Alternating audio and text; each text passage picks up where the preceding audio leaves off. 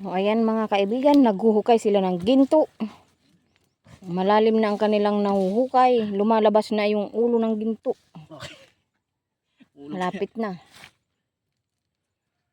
Ayan o, kumikintab na ang ulo. Lalim pa boy, puputol. Lalim pa ito to. Laking ubi. Giant.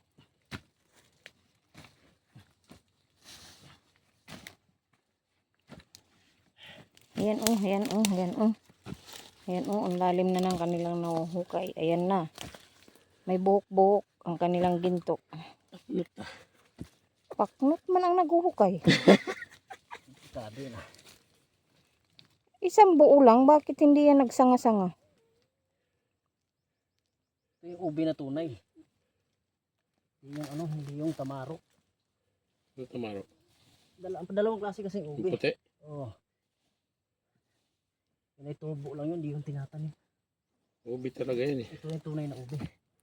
Tinanim ko to nung araw eh. Mga 80s pa to tinanim. Litis Ayun, yung ilalim boy. Ilalim pala ito. Wow, ang laki.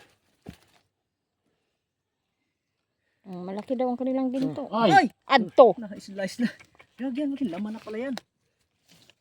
Okay lang naman yan. Hindi naman yan kagaya sa ibang ano.